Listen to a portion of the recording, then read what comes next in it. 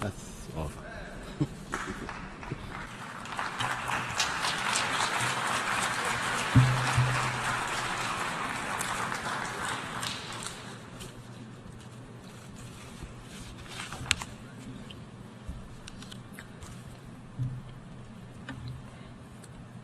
Your Excellency, President of the 72nd session of the General Assembly, Your Majesties, Your Excellencies, Heads of State and Government, Your Excellency Mr. Antonio Guterres, Secretary General of the United Nations, ladies and gentlemen, comrades and friends. Mr. President, I wish to congratulate you on your election as the President of the 72nd session of the General Assembly, and your predecessor, Mr. Thompson, for his commitment and effort to accelerate the implementation of the Sustainable Development Goals. Mr. President, you could not have chosen a better and more relevant theme given the times that we are living in. For the pursuit and maintenance of peace and the promotion of development in solidarity lie at the core of the mission of the United Nations and its entire system. Since the signing of the United Nations Charter 72 years ago, and in subsequent conventions, resolutions and declarations adopted over the decades, member states have sought to actualize the unquenchable human hope for peace, justice, and progress. Mr. President, but the current global development agenda differs in significant ways from all those that preceded it. It is ambitious, revolutionary, transformative, universal, and encompassing every single facet of human life. For its success, this agenda demands a radical and unprecedented paradigm shift in every sphere of human life. Mr. President, we cannot halt or reverse the continued destruction of our natural habitat or the rise in global atmosphere temperature without a change in contemporary production and consumption patterns. This has been confirmed by scientific evidence.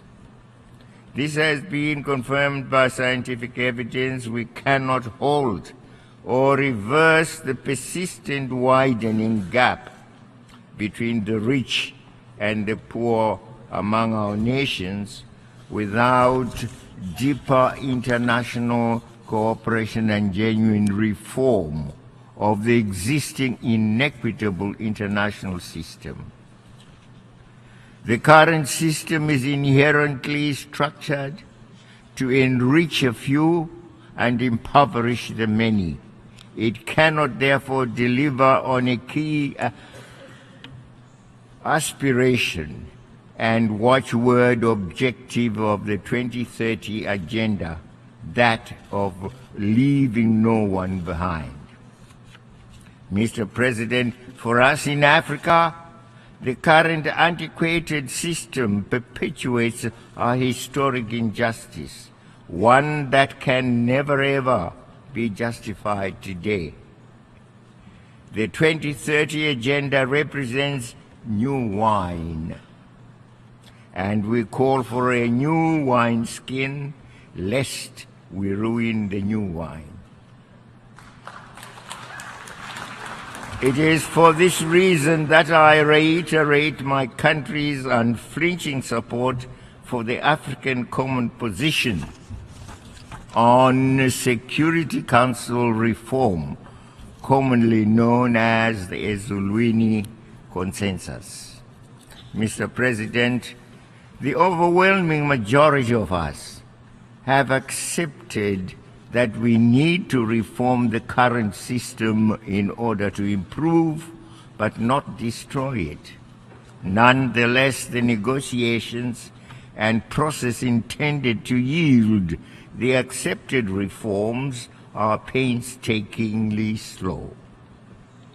We are left to wonder, justifiably so, whether those who enjoy and sometimes abuse the power and privileges of the current setup are sincere interlocutors in these discussions.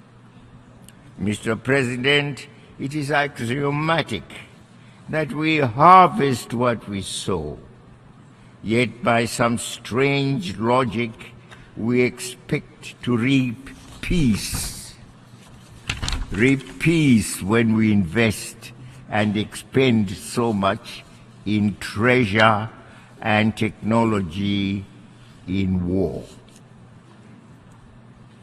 According to the Stockholm International Peace Research Institute, global military expenditure in 2016 amounted to approximately $1.6 trillion.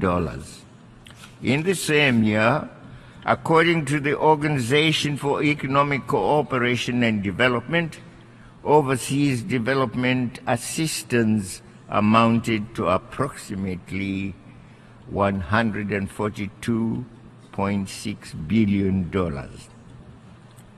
Those mega investments in ever more lethal weapons and more sophisticated war machinery have not resulted in greater peace or security. Instead, we have witnessed heart-rending suffering and misery and increased mass movements of people fleeing wars and armed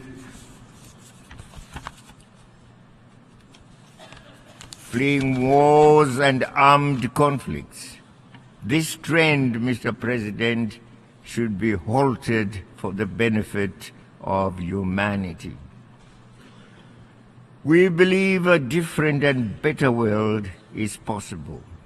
In proposing and inviting us to focus on prevention, preventive diplomacy, peaceful resolution of conflicts, peace building and sustaining peace, the Secretary General is pointing us in that desirable direction. We must also seriously tackle the multifaceted and complex root causes of conflicts, including enduring poverty and deprivation, unequal access to resources, the denial of the rights to self-determination of peoples, and interference in the internal affairs of other states, among other causes. Mr. President, the continued denial of the right to self-determination to the peoples of Western Sahara and of Palestine, who are living under colonial and foreign occupation, is immoral and an urgent issue for those seeking peace and security in our time. The Security Council has assumed its charter responsibilities and has passed numerous resolutions. What remains is the enforcement and implementation of those resolutions. We call on the Security Council to demonstrate its authority in ensuring the holding without much further delay of the independence referendum in Western Sahara. We expect the Security Council to work closely with the African Union, its proven partner for peace on the African continent, in this effort. The ever-deteriorating situation and the continued suffering of the Palestinian people should spur the Security Council to renewed, time-framed efforts to bring about the two-state solution already defined in numerous General Assembly and Security Council resolutions. Development and peace are conjoined and cannot be separated. My country has embraced the 2030 Agenda as an integrated and comprehensive approach to address the myriad and complex national and global challenges in solidarity and in cooperation with other stakeholders.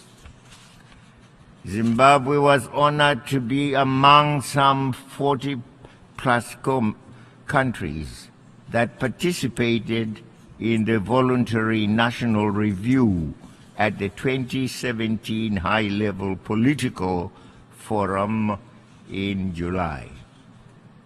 We were and still are pleased to share with other countries our experiences and to learn from others their experiences in implementing the Sustainable Development Goals. We recognize the need for beneficial partnerships, both within and outside our national borders. One of our key partners is the United Nations system, with which I'm happy to note we work very closely. I wish in this regard to welcome the Secretary General's initiative to ensure that the support of United Nations country teams will be guided by national priorities. This will ensure national ownership and leadership of the development processes, as well as the sustainability of development projects and programs. This, Mr. President, is what we are experiencing in Zimbabwe. My country is an unflinching advocate for the respect of the sovereignty and independence of countries. We therefore strongly defend and respect the right of each country to take decisions in exercising its sovereign rights. We cannot, however, remain silent when those decisions impact or have the potential to negatively affect our own welfare. And on this, may I say, some of us were embarrassed, if not frightened, but what appeared to be the return of the biblical giant called Goliath.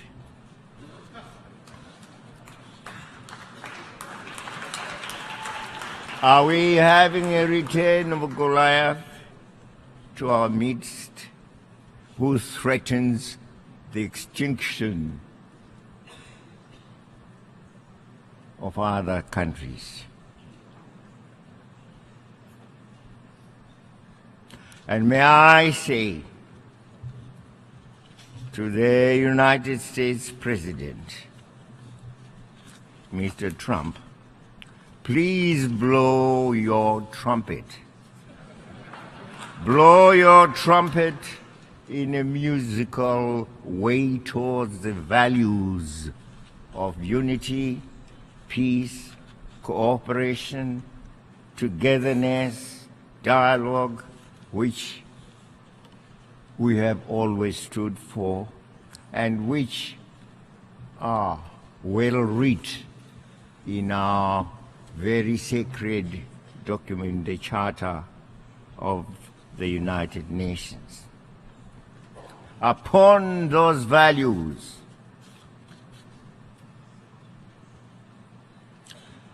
each nation can build its greatness, including the United States. And it's the greatness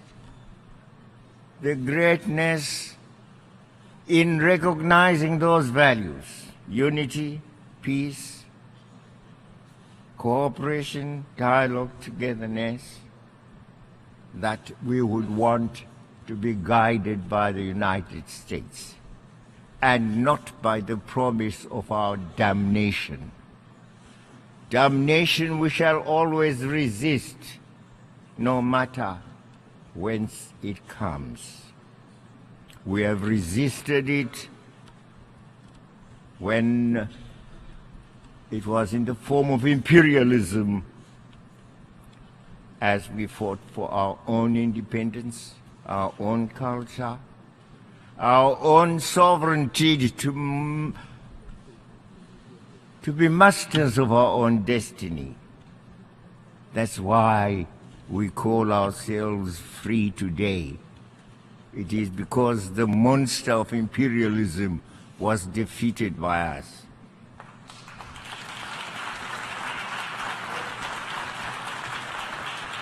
Bring us another monster, by whatever name, he will suffer the same consequences. Mr. Chairman, climate change is a present reality, and so are its effects and impacts. Climate change is global. We cannot remain silent when a major economic power in the world, or any other state for that matter, decides to abandon the Paris Climate Change Agreement. And that's the United States, the great United States, Mr. Trump's United States.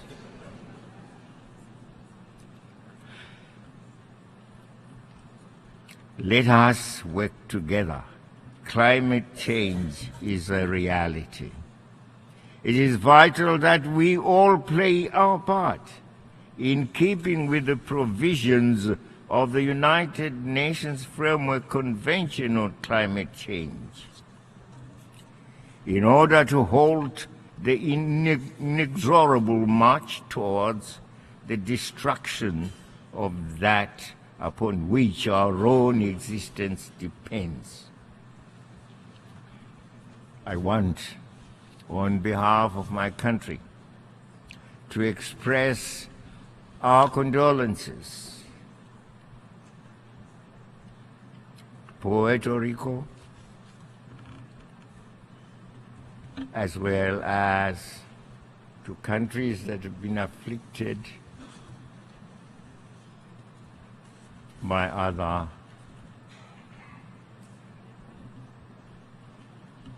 other afflictions that have visited them. And there are many in this part of the world. We say we are very sorry.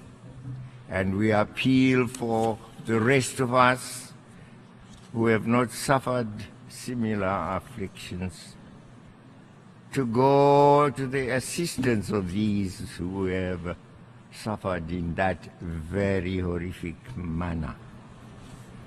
Look at the television today and tell me whether you can say where Puerto Rico is geographically. Completely wiped out by a hurricane. We are very sorry. As I conclude my remarks, it is worth reminding each other that the world today, by its very interconnectedness, demands more, not less, solidarity, more, not less, cooperation and dialogue, more, not less, multilateralism. We have brought more and more issues under the global agenda and within the global discourse. This acknowledgement has found expression in the 2030 Agenda and the Sustainable Development Goals. Our survival and progress calls for reinforced solidarity, for partnerships and cooperation for development in unity, in cooperation and in peace.